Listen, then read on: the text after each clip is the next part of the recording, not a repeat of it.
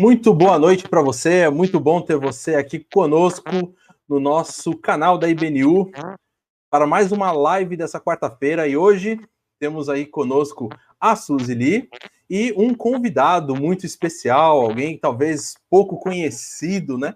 Que quase nunca aparece nas nossas lives, o nosso pastor Luiz Saião, que vai tratar com a gente sobre esse tema, que é um tema muito especial, muito relevante nas nossas comunidades, na nossa igreja e na nossa vida particular, na nossa vida pessoal, porque afinal de contas, todos nós temos a versão das Escrituras e todos nós lemos essas versões dentro das nossas do nosso ambiente de celebração, do nossa vida devocional. Então é muito importante conhecermos e termos essa relação com esse texto e conhecermos um pouquinho mais a respeito disso. E aí fica essa pergunta: qual a melhor tradução dentro de tanta variedade que nós temos hoje dentro da nossa eclesiologia, ou dentro das nossas igrejas, dentro da nossa casa, muitas vezes, né? Então, para trabalhar com esse tema e nos responder sobre isso, nós vamos conversar um pouquinho com o Saião, que é tradutor das Escrituras, hebraísta, e que tem muito conteúdo para falar sobre isso. Mas antes de tudo, não esqueça de deixar o seu like no nosso vídeo, de se inscrever no nosso canal, porque é muito importante você se manter inscrito no nosso canal, porque assim você recebe a notificação de todos os novos conteúdos que a IBNU tem preparado com muito carinho para cada um de vocês. Então, antes da gente começar propriamente dito, vou passar aqui para a Suzy dar uma boa noite para todo mundo e depois o Saião também dar uma boa noite para todos. Boa noite a todos, sejam muito bem-vindos. Hoje a gente tem um tema muito especial, né, que é a Bíblia, e a IBNU aí tem essa vontade de buscar sempre, né, ser relevante, equilibrada na exploração, na exposição da palavra, né? E aí, quem que a gente traz aqui, né, nosso convidado especial hoje, né, o pastor, professor Luiz Saião, ele vai nos ajudar a conhecer um pouquinho mais sobre as traduções, né? Ele tem muito pouca experiência nisso, né, Saião? Então, dê o seu boa noite, e aí a gente vai partir aí para as perguntas que todo mundo quer saber, Saião. Muito boa noite, obrigado, Dilean, obrigado, Suzy, uma alegria ter vocês aqui em sintonia com a gente na IBNU, nossa live um pouquinho mais cedo hoje, mas nesse tema especial de tradução da Bíblia. Não sei se a gente vai no Enarchologos, Caichologos et Prostonteon, ou se é Bereshit bara Elohim et Hashamayim et Haaretz, né? Sei que o assunto vai ser animado, então muito boa noite a todos e vamos lá para a gente caminhar para o nosso tema desta noite especial. Vamos lá, Saião. Todo mundo quer saber, porque eu acho que assim não é uma coisa tão simples assim, não é como a gente traduzir, por exemplo, qualquer texto do inglês para o português, é muito diferente, né, Saião? Então, como é que é esse trabalho de tradução da Bíblia? Você pode explicar um pouquinho como é que funciona o processo, né, as fases, como é que é isso, Saião? Conta um pouquinho para a gente.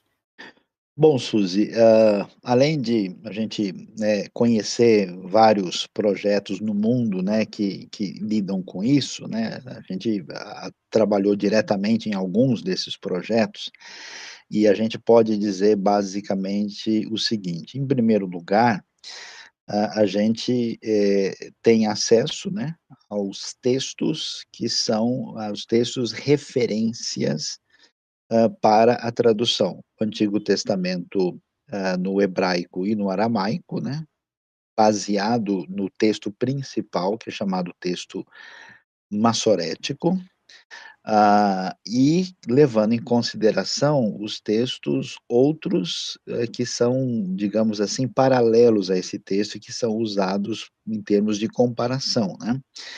E o Novo Testamento grego, daqui a pouco a gente vai entrar um pouquinho sobre essa discussão, qual é o Novo Testamento grego mais adequado, né?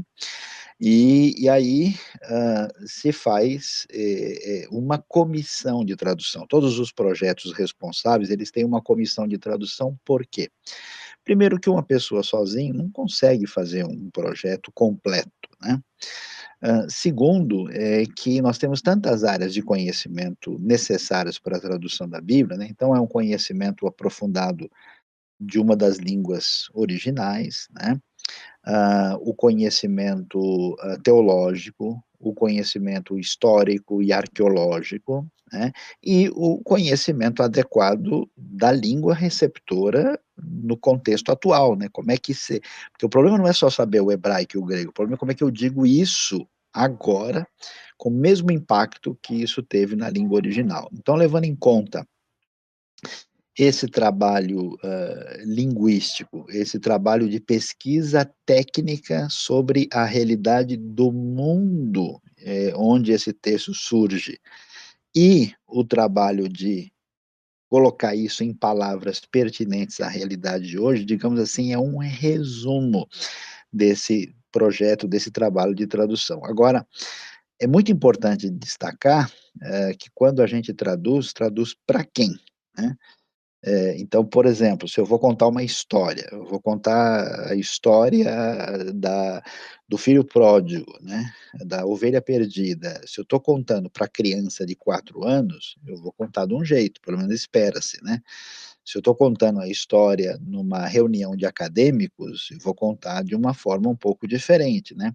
Então, quando existe um projeto de tradução, da Bíblia, a gente define qual que é a audiência fundamental desse texto. Se é com pessoal com pouca escolaridade, escolaridade mediana, se é uma escolaridade avançada, né, porque se a gente usar uma terminologia muito rebuscada, muitas pessoas não vão nem entender, né, apesar daquilo estar correto no português, atinge um grupo muito limitado, né. E também se define qual que é a proposta da tradução, né, se essa tradução vai ser uma tradução mais ou menos acompanhando a forma que o texto original apresenta. Então, de modo geral, aí nós temos aí um resumo de como acontece um projeto de tradução bíblica em qualquer ambiente, em qualquer língua do mundo. Só para a gente entender, Sayão, você falou aí desse processo todo e não parece nada simples, né? Quanto tempo demorou a NVI, por exemplo, que você coordenou? Então, a NVI, em termos de projeto mesmo, de lidar com o texto, ela demorou 8 anos, né. Por quê? Porque primeiro a gente, reuniu a comissão, né, que precisava ser interdenominacional, precisava ser gente com focos teológicos distintos, né, porque senão fica uma tradução pentecostal, uma tradução batista, uma tradução presbiteriana ou metodista, né, ou de um perfil A ou B, né. Então tinha que ser interdenominacional, tinha que ter pessoas de perfil diferente e com a área de formação diferente, desde gente que conhecia, por exemplo, muito a geografia e a arqueologia de Israel, das regiões próximas, né, como gente que era especialista em língua portuguesa, né. Então todo esse pessoal e aí nós fizemos reuniões de diretrizes gerais, né. Como é que a gente vai traduzir a palavra berit? Vai ser concerto, vai ser pacto, vai ser aliança, acordo, tratado, qual é a melhor tradução, como, onde, por quê, né. E essas diretrizes, elas normatizaram um perfil, uma caminhada, que todos os tradutores que começaram a trabalhar com texto, trabalhavam dentro dessas normas pré-estabelecidas, e com as diretrizes também da filosofia de tradução da NVI. Aí o pessoal fazia esse trabalho e depois a comissão tinha reunião de tempos em tempos, né, para decidir as questões. Olha, quando estávamos traduzindo aqui esse salmo, surgiu essa dúvida, porque alguns estudiosos dizem isso, algumas traduções sugerem isso, como é que a gente vai fazer? Aí a coisa é discutida e a gente tinha, às vezes, 10, 11 horas de trabalho, né, votando essas questões para que a tradução chegasse, assim, num consenso, né, no meio termo.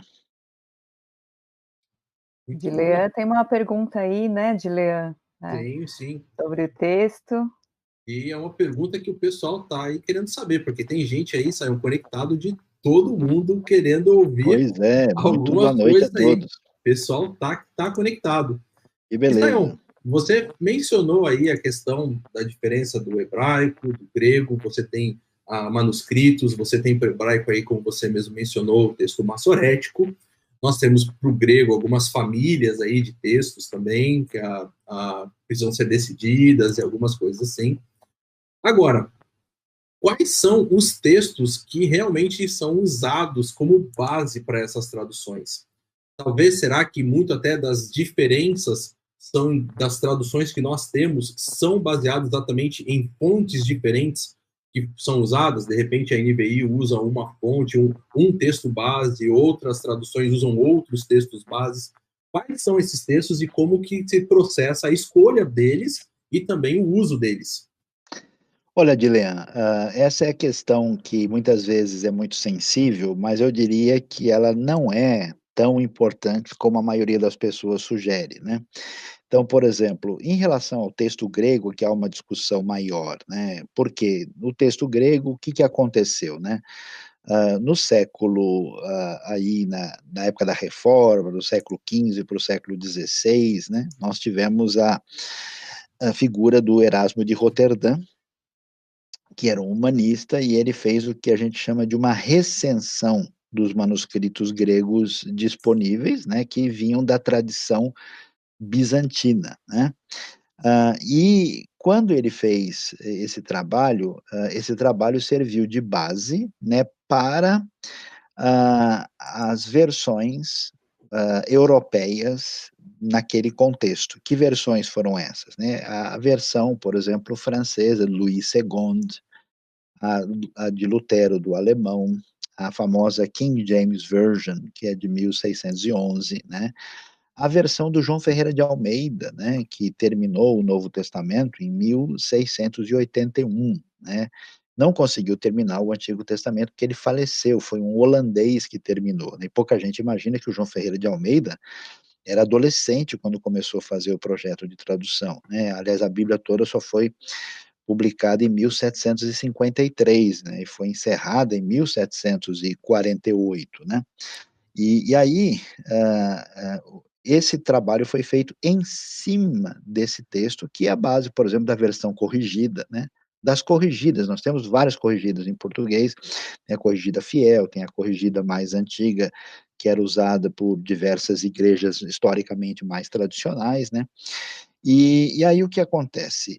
Esses textos não são todos os textos dessa família de manuscritos de origem bizantina, né? Existe um outro consenso trabalhado posteriormente por estudiosos que deu origem ao que a gente chama de texto majoritário. Por exemplo, alguns estudiosos que preferem uma linha assim bizantina, eles usam esses textos como referência principal, que não é igual ao texto Receptus, que é a base, por exemplo, da corrigida antiga. Só que o que acontece? Pouca gente talvez entenda isso, né? Com o decorrer dos anos, pesquisas, inclusive arqueológicas, foram achados outros textos. E esses textos foram estudados. Alguns desses textos, não é que eles estavam perdidos, mas eles não estavam incluídos no estudo, né? Foi achado o Tischendorf, na metade do século XIX, achou o Códice Sinaítico, né? Foi encontrado um manuscrito importante na biblioteca do Vaticano, o Alexandrino, alguns papiros, né? Foram estudados e o pessoal, então, passou a fazer um estudo que foi chamado de estudo do texto crítico, né? Que deu origem, que teve origem com os trabalhos dos estudiosos chamado Westcott and Hort. E hoje esse trabalho é representado pelos dois principais estudiosos, que é o Kurt Aland e o Eberhard Nestle, né?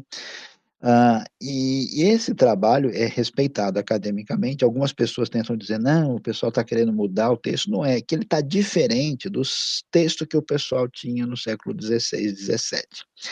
Qual que é a questão? Em alguns lugares, parece que o texto, vamos dizer, mais antigo, é mais fiel, é mais ortodoxo. Mas não é sempre assim. Tem lugar que é o contrário, que o chamado texto mais crítico, ele é mais ortodoxo e mais conservador do que o outro. E quando a gente estuda essas questões, você não pode colocar a doutrina na frente dos manuscritos, você tem que usar a análise dos manuscritos do ponto de vista técnico, né? E eu acho, Dilean, que eu acho que é uma discussão muito pouco importante, porque a principal diferença entre os dois grupos é Jesus Cristo e Cristo Jesus, né? Só a inversão. E nenhuma doutrina fundamental da fé, ela é alterada, ela é mudada por causa disso, né? Então a gente tem alguns textos que são mais difíceis, por exemplo, João 7:53 até 8:11, a gente tem o final de Marcos, tem o famoso caso mais célebre, 1 João 5:7, né? Mas assim, quando você olha para toda a realidade do Novo Testamento, doutrina cristã fundamental, não vale a pena essa briga e essa confusão, tá? Algumas versões mais recentes, por exemplo, a versão atualizada, ela usa totalmente só o texto crítico, né? A versão corrigida antiga usa só o Receptus. A NVI, por exemplo, é meio termo. Ela usa a referência aos dois, ela não tem uma definição, até contra a fama de que ela fechou com o texto crítico, não é o caso, né? E no caso dos textos do Antigo Testamento, o padrão é o texto massorético, né, que é o texto, assim, que é referência, que aparece na Bíblia hebraica Stuttgartense, né, mas acompanhado dos paralelos que estão nos Targums aramaicos, no Pentateuco samaritano, na tradução que é famosa, a Septuaginta, e também nos textos mais recentemente estudados, os manuscritos do Mar Morto. Então, os estudiosos, né, existe um projeto mundial, né, de estudo sobre isso, tanto em Israel como fora de Israel. Acho que se você pega, assim, o que se estuda na Alemanha e na Europa, né, na América do Norte e em Israel, você tem os 3 principais centros de estudo avançado, e os estudiosos fazem a comparação por critérios técnicos para dizer, olha, o texto mais provável perto do original é esse aqui. Muitas vezes a pessoa fica assustada, nossa, então tem que para saber, mas assim, algumas vezes você tem uma questão que é assim, digamos assim, um pouquinho mais difícil, mas às vezes, Dilean, tem coisa, por exemplo, tem um cara lá em Gênesis 10 que o nome dele é Dodanim. E quem estudou hebraico aqui, né, no curso da IBNU, vai lembrar que o resh parece com o dalet, né? Um é pontudinho, o outro tem uma curvinha. Agora, como é que era o nome do cara? Em alguns manuscritos está Rodanim, no outro está Dodanim. Bom, se é Rodanim ou Dodanim, não afeta você nem a mim. Um problema de manuscrito, mas não mexe em nada, né? Então, é complicado, né, o processo. Então, vamos lá, acho que dá para a gente entender o cenário aí, né? Agora, Sael, eu lembro, numa das aulas que você estava falando dos manuscritos, e você falou que a mudança que ocorre de um manuscrito para o outro, inclusive porque os manuscritos do Mar Morto foram encontrados muito tempo depois, e faz pouquíssimo tempo que eles foram encontrados, e são 1000 anos anteriores, certo? Sim. E você falou um pouco sobre essa preservação, que nenhum texto no mundo, né, foi preservado como... Conta um pouquinho sobre isso. Então, o pessoal talvez não faça ideia, é muito difícil trabalhar com texto antigo, né? Primeiro porque você tem o estado de preservação do manual, do texto ali, né? Quando é que o copista, né, que fez o trabalho manual, como é que ele fez isso. Depois, você tem que estudar a caligrafia do sujeito, e às vezes ele meio que estudou junto comigo, então a nossa caligrafia aí só perde para letra de médico, né? Então nem sempre é fácil de entender. E a gente tem, Suzy, alguns manuscritos aí que a gente, quando olha, já percebe que é um manuscrito meio que apócrifo, que ele é diferente, que ele já foi feito com uma intenção que ele não representa. Mas os manuscritos realmente ligados ao texto, é impressionante que nenhuma obra da literatura antiga tem tanta, assim, fidelidade. Com toda certeza, a Bíblia é o texto mais bem preservado da história humana. E a gente pode entender isso tanto do ponto de vista da ação de Deus na história que preservou a sua revelação, a sua palavra, como do ponto de vista até de saber como os escribas judeus tinham todo um respeito especial pelo texto, né? E tem aquele negócio, se escreveu um manuscrito e ele tem algum erro, eles não pode continuar, então guarda e enterra aqui, né? Escreveu o nome de Deus com todo o respeito. Os primeiros cristãos também tinham que mandar a doutrina correta, o que é que Deus está dizendo. Então, por causa desse zelo, desse interesse especial, e por causa da multiplicação das comunidades, esses textos, eles foram multiplicados em grande quantidade, né? Então, nós temos textos, por exemplo, do Novo Testamento muito próximos da época do original, né? E o critério É que é técnico está... incrível, né, isso. o critério técnico estabelece uma pureza de mais de 90% do texto, né? O que é muito difícil de você encontrar na literatura antiga, né? Uhum, muito legal. Agora tem uma pergunta aí que não quer calar, né, Sayão? Então, Porque vamos lá. se a Bíblia é a palavra de Deus, né? E a gente entende aí, tudo bem que tem traduções, mas por que que tem tanta versão diferente, Sayão? Por quê? Qual é a necessidade disso? A questão é a seguinte, Suzy, vamos lá, né? Se alguém quiser chegar e falar qual que é a melhor maneira de lidar com o texto bíblico, a resposta é simples: conhecer o texto no original, né? Uhum, Então, todo mundo for aprender hebraico, grego e aramaico em profundidade, vai poder aproveitar o texto bastante. A questão é que isso não é tão fácil e tão possível, né? Então se faz uma tradução, né? E aí o que acontece? Existe um grupo de pessoas que diz assim: o que o pessoal fez até o século XVI, XVII não se mexe, acabou, fechou aí. Só que isso é um uhum, problema sério, né? Por quê?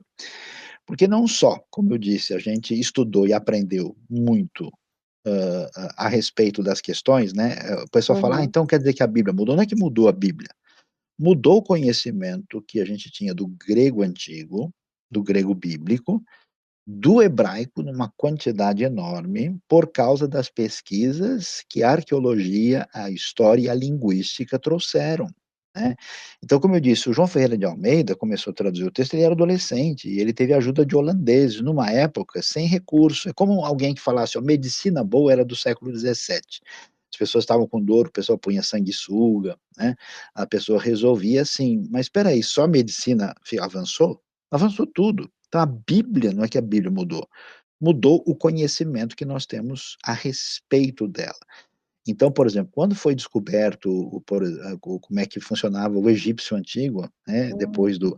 É isso que o pessoal não faz ideia, né? Toda a região do Oriente Médio, onde estavam todos esses tesouros, só teve a participação de estudiosos cristãos depois da época de Napoleão, só a partir do século XIX.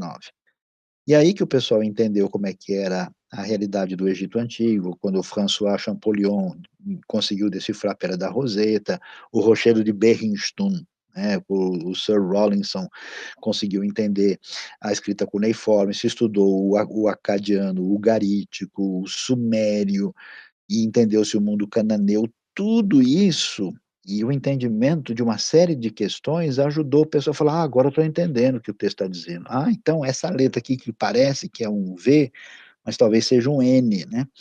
Os estudos se aprofundaram e a partir daí a gente tem um entendimento diferenciado, né? Uhum. É igual, por exemplo, antigamente todas as versões pegavam a palavra Sheol e traduziam por inferno.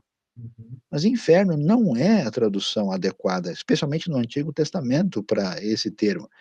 Então, o estudo aprofundado vai mostrar que a coisa não está bem adequada. A Bíblia errou? Tem alguma coisa errada? Não, a gente tinha menos conhecimento.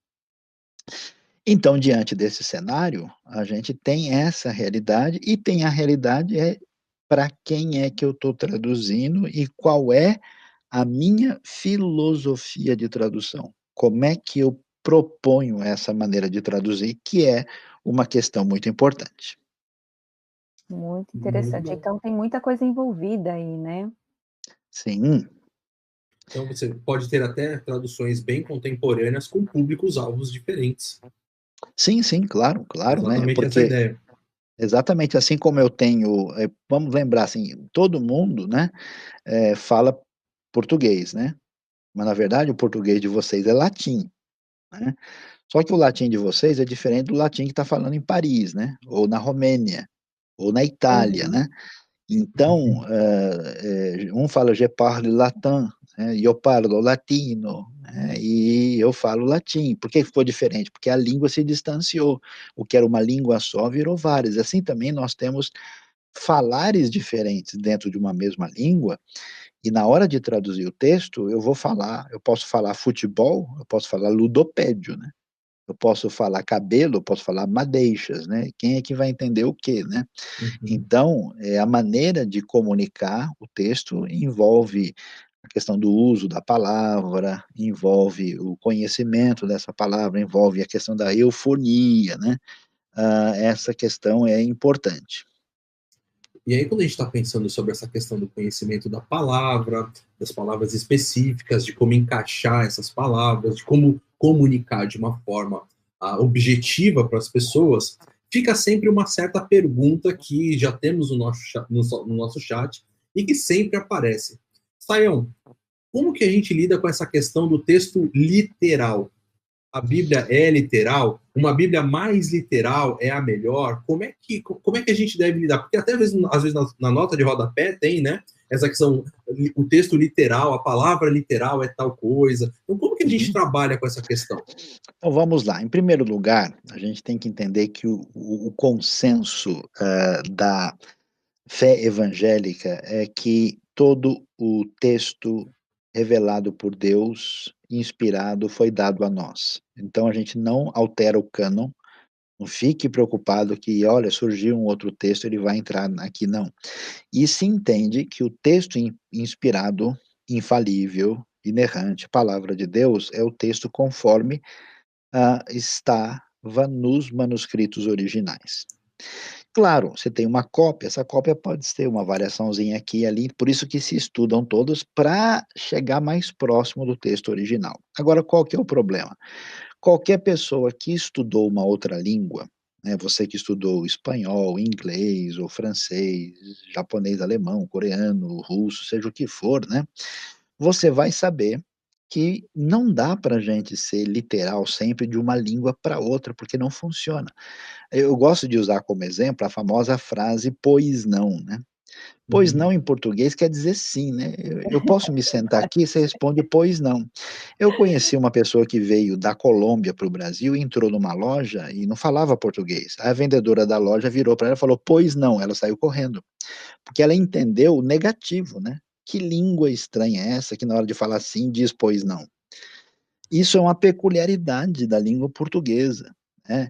E em português, por exemplo, é complicado, né, quase em qualquer língua, quando você vai falar uma negativa, você fala, né, eh, "eu não conheço algum", ninguém fala "eu não conheço nenhum", porque se não conhece nenhum, quer dizer que você conhece algum. Então, em português tem dupla negativa, o estrangeiro não consegue entender isso. Qualquer tradução dessa literal para uma outra língua, é uma loucura, né. Então, se já não se consegue fazer uma tradução literal do espanhol para o português, do inglês para o português, né, do francês para o português, imagine do grego antigo e do hebraico antigo. Então, o que que muita gente imagina? Eles acreditam, por exemplo, que existe tradução literal da Bíblia em português. Não existe em língua nenhuma, é ilusão. Para você saber, na língua hebraica não tem verbo ser e estar no presente. Toda vez que aparece no texto bíblico, eles estavam e eles são, tudo isso foi incluído, porque a língua hebraica não tem essa forma. Às vezes tem uma forma participial que tem sentido de presente, mas ela raramente, não acontece com o verbo ser. E se as pessoas pudessem olhar o texto, no original, especialmente o hebraico, eles iam entender que muitas frases, se você lê Jó no hebraico no original, é extremamente diferente do dito texto literal traduzido, né. A outra questão é que o literal, às vezes, o que que é um literal? O literal é um texto que segue a forma do texto original e traduz aquela palavra no seu primeiro sentido no dicionário. Então, por exemplo, em Tiago 1:2 está escrito assim: "Hã, tende grande gozo né? Quando em diversas tentações cairdes, né? Mas além da frase ser quase sem sentido para quem ouve, né? E tende grande gozo, irmãos meus, quando em várias tentações cairdes, né? A palavra tentação, que é o primeiro sentido da palavra perasmos, nesse texto não significa isso. Então, uma tradução literal, nesse caso, ela trai o sentido do original, ela traz o sentido exatamente oposto. O texto quer dizer, meus irmãos, tenham grande alegria quando vocês passarem por diversas provações. Esse é o sentido do original. E aí o pessoal diz o seguinte: não, porque tem tradução que é literal, tem equivalência formal. Ah, tem tradução que ela é equivalência dinâmica. Meu amigo, calma. Não existe só duas cores no mundo. Tem uma série de diversidades. Isso é uma palavra muito simplista. A pergunta é: quando é que eu vou traduzir de maneira mais literal ou de maneira menos literal? Depende do que está escrito lá. Quando eu falo inglês, eu falo good morning, né? Aliás, não pode ser nem literal, porque não posso falar boa manhã, tem que ser bom dia, né? Uhum. Mas eu tenho certas frases que eu posso traduzir literalmente, que não tem problema. Só que tem outras frases que são expressões idiomáticas, que não se traduz, né? Imagina você vai colocar em inglês cada macaco no seu galho. Não dá para você traduzir isso literalmente. Boa. Não existe, né? Essa frase não tem equivalente, né? Então você tem que achar um termo equivalente. Do grego e hebraico para o português acontece a mesma coisa. Então a pergunta é: a equivalência é formal ou dinâmica? Depende. Às vezes a equivalência pode ser formal, porque o Jesus diz, né? Eu sou a água da vida. Olha, essa é uma metáfora fácil de entender. Não preciso ficar inventando, ah, não, Jesus, por isso todo mundo entende. Mas tem coisa de ideia, por exemplo, lá em Gênesis, né, capítulo 34, lá, quando os filhos de Jacó têm um problema lá com os cananeus, o texto Uhum. literalmente diz: vocês me fizeram cheirar mal perante o povo dessa terra. Ixi, aí Como complicou, assim? hein, Sayão? Cheirar mal por quê? Jogaram futebol de salão, não usaram desodorante? O sentido é vocês me tornaram odiados, né? Em Uhum. Gênesis 20 tem um problema com a Sara, né? Lá com a questão dos filisteus, né? E aí com Abimeleque chega e fala assim, ó, que isso sirva como um véu entre os teus olhos. Como assim? Que véu entre os olhos? Qual o sentido dessa expressão? Que isso sirva para reparar a tua honra. Quer dizer, não tem como você ser literal aí, né? E as versões ditas literais em vários lugares, né? Por exemplo, no livro de Reis, quando vai fazer referência aos homens, não está escrito os homens, está escrito os do sexo, está escrito aqueles que urinam na parede, mas nenhuma versão colocou isso literalmente, porque isso em português é uma linguagem meio bruta, né? Uhum. Dispensável pela eufonia, né? Então, a gente diz o seguinte, a tradução, quem vai dizer se a tradução deve ser mais ou menos literal é o contexto e a compreensibilidade dessa palavra. Né? Eu não posso, se é a palavra de Deus, se as pessoas têm que entender, eu não posso traduzir de qualquer jeito. Eu preciso fazer a pessoa entender do jeito que Deus quis que elas entendessem. Então, nesse sentido, não existe uma tradução assim fácil. A gente tem que olhar direitinho em cada caso qual é a melhor maneira de deixar o texto bem entendido. Por isso que, na verdade, existe um trabalho, um estudo muito aprofundado no contexto, na história, né, tudo que acontece naquele momento do autor, o que ele quer passar naquele momento, não é, Sayão? Exatamente. Esse contexto é fundamental porque eu preciso entender a língua, preciso entender o significado dessa terminologia lá naquele contexto grego, hebraico, aramaico da época e como isso vai ser devidamente entendido aqui.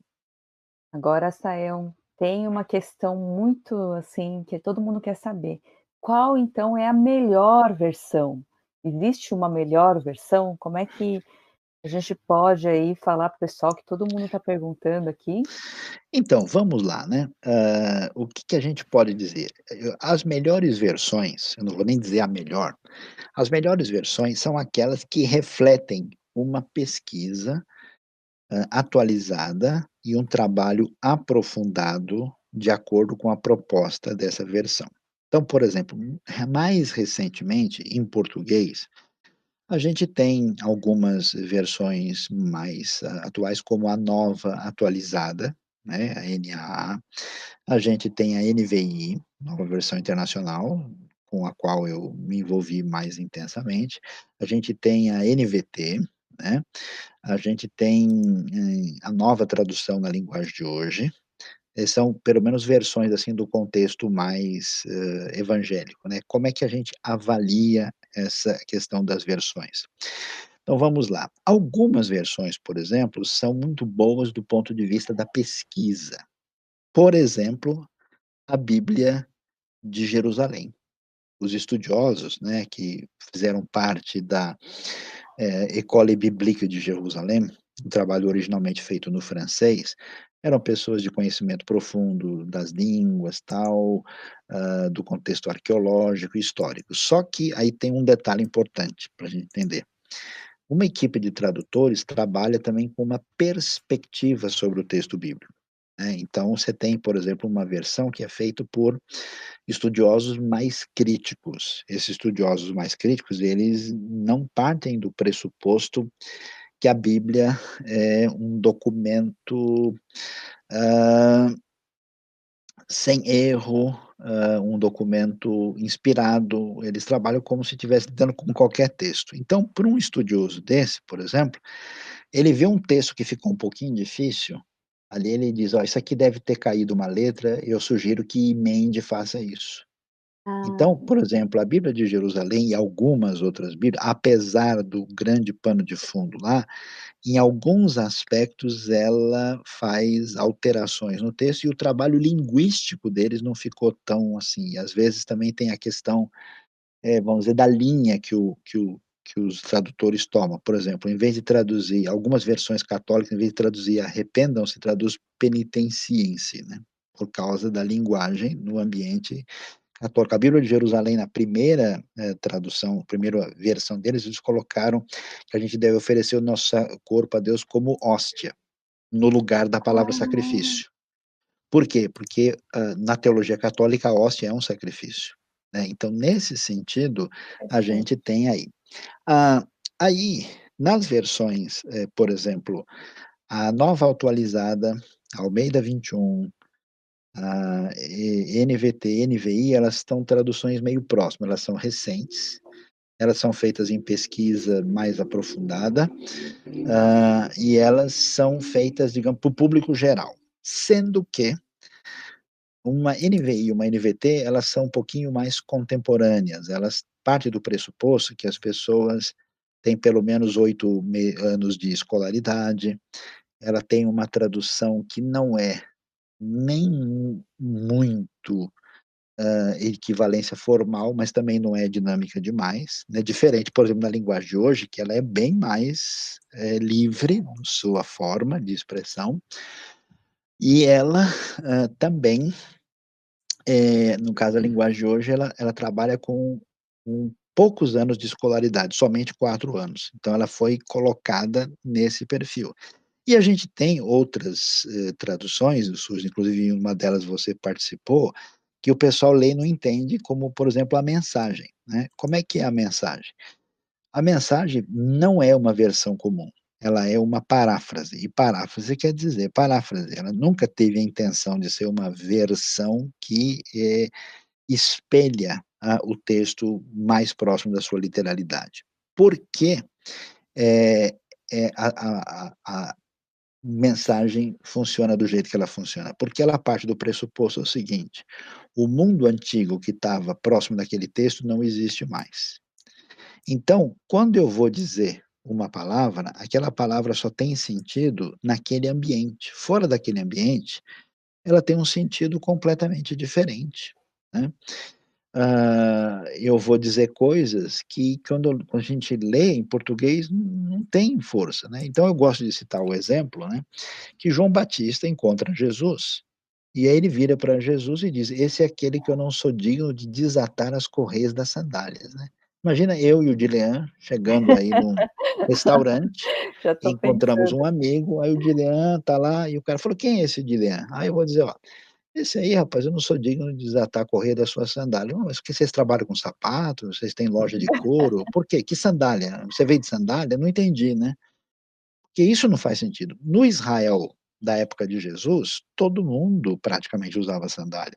E quando chegava na casa da pessoa, a primeira coisa que se fazia é tirar a sandália da pessoa para lavar os pés. Então era uma coisa comum, só que hoje não tem sentido isso, né. Então o que que a gente diz? "Olha, essa pessoa aqui, ele é uma pessoa tão honrada que eu estou disposto a servi-lo." A mensagem faz o quê? Ela traduz assim: "Esse é aquele que é o protagonista de quem diante de quem eu não passo de um mero figurante." Então ela pega aquela metáfora, o sentido, e traduz para a realidade de hoje. Ela pega o âmago, né, o centro, do sentido do texto e joga na realidade do mundo contemporâneo. Vai ser usado para uma exegese profunda, para explicar o original? Não. Mas para evangelizar, para fazer uma coisa assim, para uma pessoa descrente que não conhece linguagem religiosa, aí faz todo sentido, né. Uhum. Eu uso principalmente a NVI, que eu acho que até porque eu trabalhei, eu sei o que foi feito, entendo, né, eu sou principal pessoa no projeto de tradução, porque ela é mais, digamos, equilibrada, ela é bem evangélica, ela parte do pressuposto da inspiração e total confiança e autoridade da Bíblia, ela trabalha com as questões técnicas de maneira adequada e ela nem é uma versão muito, digamos assim, literal, e muito tradicional de linguagem, e ao mesmo tempo também ela não ultrapassa muito longe, a linguagem, então a gente recomenda mais Almeida 21, a nova atualizada e NVT também são boas versões que devem ser, utilizadas. O que que a gente sugere para quem quer fazer um estudo sério? Tenha versões diferentes e faça uma comparação entre elas. Tem alguma coisa que ficou muito diferente? Procure estudar o texto, né, veja lá um comentário bíblico para você entender o que realmente está presente na discussão aí. Então, na Joia. verdade, só uma questão, Uhum. depende muito do que você quer fazer, né, se é uma leitura devocional, se é evangelização, se é para um estudo profundo, né, Se é depende técnico, muito né. do que você se é técnico, então depende muito também, né, dessa A questão. Às vezes parece que o pessoal não entende que uma tradução tipo Rui Barbosa para a Academia Brasileira de Letras seria uma coisa, né, e uma tradução feita para evangelizar pessoas com pouco nível de escolaridade tem que ser de um perfil diferente, né. Tá certo. Exatamente. Agora, Sayão, você mencionou aí a questão da própria inspiração, e a gente tem perguntas sobre isso que eu acho que vale a pena a gente trabalhar. A Clarissa, por exemplo, ela coloca, né? Não sei se é um assunto para hoje, mas diante das diferenças de tradução, como define a inspiração? Aí ela ainda coloca assim, porque muitas vezes ouvimos a expressão, olhem o que Deus está falando no texto, né? Então, como que a gente pode trabalhar essa situação? Olha, diria primeiro vamos fazer uma distinção clara aqui, né, que é importante. Quando a gente fala em inspiração, nossa, o pregador estava inspirado hoje, né, nossa, trouxe uma inspiração, porque Camões é um poeta inspirado, né. Então veja lá, existe o uso, popular da palavra inspirado, que significa alguém falando de uma maneira diferenciada e impactante, né. Quando a gente fala em termos teológicos, inspiração diz respeito a que essa palavra da Bíblia, ela tem origem divina, ela é, como diz o grego, né, theopnestos, né, Uhum. ela é meio que respirada pelo próprio Deus, no sentido que Deus garante a sua autenticidade, ela é palavra de origem divina. Quando se discute inspiração, aí o pessoal geralmente tem 2 ideias. Olha, é possível que Deus tenha inspirado a mente do autor e os seus pensamentos, e ele recebeu isso e escreveu lá. Então, as ideias são inspiradas, mas as palavras não. A outra ideia é que a palavra divina é inspirada, cada palavra, e não somente os pensamentos. Qual que é o problema de admitir uma ideia de uma inspiração de conceitos, de ideias? É que não existe jeito de ter acesso à ideia ou conceito a não ser mediante a intermediação da palavra. Ninguém tem como entrar na mente do apóstolo Paulo, só temos jeito de entrar na palavra que ele deixou. Então, Uhum. por isso, é absolutamente necessário que se entenda que a inspiração se dá nas palavras de Deus, né? Inclusive, quando a Bíblia fala da autoridade, ela se refere às palavras, né? As palavras, e o Paulo escreve que o que ele está dizendo é digno de toda aceitação, né? Que as palavras ditas por Deus, as suas profecias jamais falharam, né? Então, a ideia é muito importante de ter uma referência da inspiração verbal. Agora surge uma outra dúvida para muita gente. Não, mas a Bíblia, assim, parece que tem parte dela que não é, assim, tão segura como outras partes. Então, parece que essa inspiração, ela é naquilo que fala da salvação, nos conceitos doutrinários, nos conceitos espirituais, nos outros assuntos não é tão inspirada assim. Mas não dá para a gente fazer essa separação, porque o texto todo está integrado. Isso é até um jeito estranho de pensar para a cabeça hebraica, né? A Bíblia, portanto, ela é inspirada no sentido de ser garantida por Deus do ponto de vista verbal e plenário. Tá? Ela é plenamente inspirada e verbalmente inspirada. Então, com isso, você tem um respeito e um conceito muito claro da autoridade do texto bíblico, que é, né, o pessoal fica procurando de ler. Às vezes, Suzy, o pessoal fica tentando achar um outro jeito, mas não tem como você ter acesso àquilo que Deus quer nos dizer, a não ser mediante a revelação escrita, né? Então, qualquer Exatamente. outro caminho, na verdade, joga para a pessoa, subjetivamente, definir essa autoridade. Aí você sai do texto para cair na mão de um indivíduo que acha que é A, B ou C. Isso não faz sentido. E é complicado, né, pode ser levado a lugares errados. Com certeza. Bom, Sayão, aqui tem uma pergunta, eu acho que é bem válida, porque tanto no hebraico quanto no grego, tem palavras, assim como no português, que tem vários sentidos, né. E aí, Sayão, como é que a gente chega num consenso? Ai, como é que a gente vai traduzir essa palavra? Como acontece isso, hein? Olha, Suzy, existem estudiosos assim que gastam a vida, né? Eu gosto de citar a história do Ernest Jenne, né? O Ernest Jenne é um estudioso que escreveu um livro de 400 páginas sobre a preposição be no hebraico, né? Então o pessoal não faz ideia o que se faz de Não. estudo aprofundado no contexto bíblico realmente, né? E aí, existem alguns léxicos, né? Por exemplo, no mundo, no hebraico, se dois léxicos assim, que são mundialmente famosos. Um é o Brown Driver and Briggs, BDB, que veio da Universidade de Oxford, né, baseado no trabalho antigo do Gesenius, que foi trabalhado por estudiosos britânicos, e o Köhler-Baumgartner Lexicon, conhecido como KBL, né? Que além de trabalhos mais profundos, como o Theologische Wörterbuch zum Alten Testament, né, e outros trabalhos que são importantes, e aí o que que existe? Você tem uma palavra, essa palavra tem um sentido fundamental. A palavra bait, ela quer dizer carne, né, a gente aprendeu no nosso curso aqui.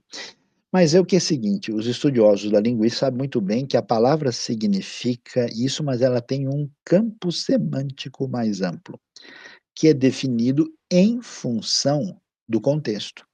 Então, às vezes, casa significa a moradia do indivíduo. Às vezes, casa significa uma moradia maior, que pertence, por exemplo, àquilo que em inglês se diz household, né? É uma espécie de casa de uma família no sentido grande. Às vezes casa é um palácio, às vezes casa é dinastia, às vezes casa tem sentido distinto. Então, como é que se descobre? Tem que ver naquele contexto qual é o sentido daquela palavra. Isso vale para a semântica, isso vale para a sintaxe. Tem um estudioso, né, o sul-africano Johannes Löw, juntamente com Eugene Naida, eles publicaram um léxico muito interessante do grego só sobre a questão do domínio semântico, né? Assim como nós temos o grande léxico principal, né, além de ter vários famosos aí, como Moulton e Milligan, mas o principal, Bauer, Ard e Gingrich, que é o grande léxico padrão, ele pega cada termo desse, né, em vez de bike agora é oikos, né, e vai ver em cada contexto qual é a tradução preferível.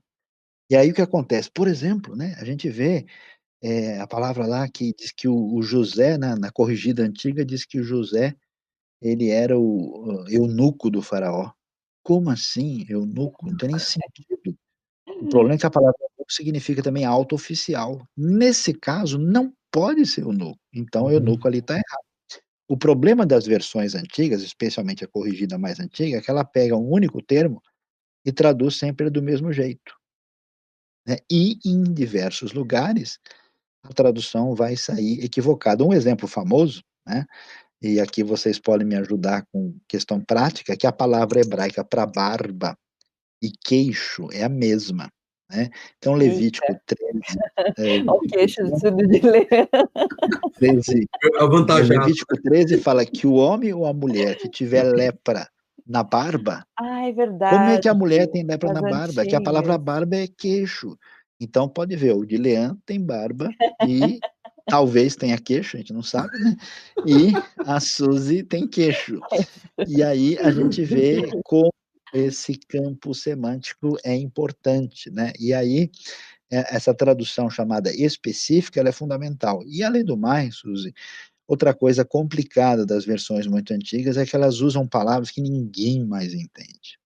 É coscorão, alígera, chocarrice, impudicícia, né? Espera Que aí que eu já não estou entendendo mais.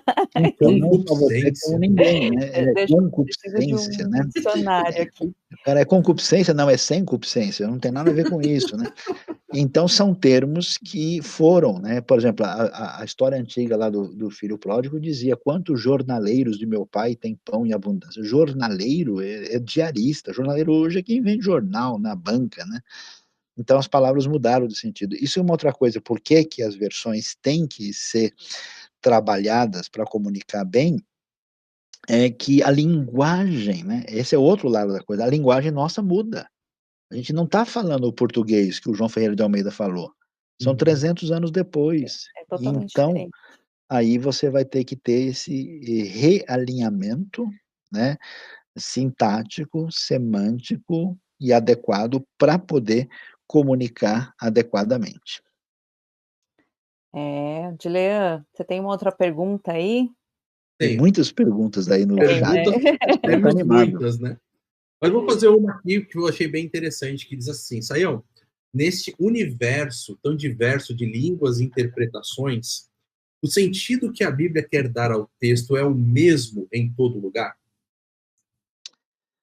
Sim, o sentido que a Bíblia, quer dar, é o sentido que o autor pretendeu dizer quando escreveu. Por isso, a pesquisa séria é muito importante, né. O que que a pesquisa séria envolve? Ela envolve o conhecimento aprofundado da língua, por exemplo, né, o pessoal achava que o grego do Novo Testamento era grego. É grego uma vírgula. Primeiro que não é o dialeto grego ático, que era conhecido da filosofia, era um grego chamado koiné. Inclusive mudou, porque o pessoal sempre achava que a linguagem bíblica, quanto mais difícil, mais bonito.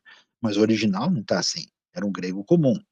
Segundo, que é um grego com estilos um pouco diferentes, é diferente você ler Lucas, é diferente você ler Paulo e diferente você ler Hebreus, né? Não é um grego que é igualzinho em todo o texto, né? E além disso, em grande parte do texto é um grego semitizado, né, que as palavras são gregas, mas as ideias são hebraicas. Os estudiosos, por exemplo, os estudiosos alemães, durante muito tempo desenvolveram a ideia de que Mateus tinha o que eles chamavam de Urtext, né, o texto primeiro que teria sido um texto aramaico e hebraico, que seria a base desse texto grego de Mateus, né? Então, a gente precisa entender essa realidade linguística, estudando a linguística, o contexto histórico, com tudo que a arqueologia nos trouxe, a gente, com a pesquisa, inclusive literária, você consegue ficar muito mais próximo do que é que o texto, quando foi escrito, originalmente quis dizer. A gente descobre sabendo por que ele foi escrito, para quem ele foi escrito, em que contexto. Então, existe uma interpretação que ela é tecnicamente defensável, que ela faz sentido. O pessoal diz, mas não pode haver interpretação diferente? Até pode, mas você não pode fazer uma interpretação qualquer. Eu não posso ler Machado de Assis e dizer que ele fez parte da Semana de Arte Moderna. Eu não posso ler Tolstói e achar que ele é irmão do Jorge Amado, né? São textos diferentes, tem características, isso tem como ser analisado do ponto de vista técnico, aí sim. Agora, como é que eu vou, é isso que o pessoal talvez não entenda, como é que eu vou, depois de entender esse texto e de interpretar qual é o que o autor quis dizer, como é que eu aplico esse na minha realidade? Como é que eu relaciono isso com a minha teologia? Como é que eu conecto isso com outras partes da Bíblia que eu conheço? Então, você tem um trabalho de tradução, de exegese, que é o entendimento desse texto no seu contexto próprio, de extrair o seu significado principal de interpretação e depois de aplicação. Quando você não entende isso, e bagunça tudo. Porque muita gente abre a Bíblia assim, com aquele esquema de caixinha de promessa, né? Abriu, puf, e lê, e do jeito que recebeu, né? É igual o cara que joga mal futebol, do jeito que a bola vem, ele chuta pro lado que tá virado, né? Então, do jeito que o texto vem, ele manda, aí tem que entender o texto adequadamente. É complicado, né. Essa a gente está terminando aqui, tá chegando quase no final, né. Tem uma pergunta que eu achei muito interessante aqui, até para a gente poder falar um pouquinho dos manuscritos do Mar Morto, da importância dele, né. Ela faz uma pergunta: "Podemos considerar os manuscritos do Mar Morto como a maior evidência histórica da autenticidade da Bíblia?" Olha, com certeza, né?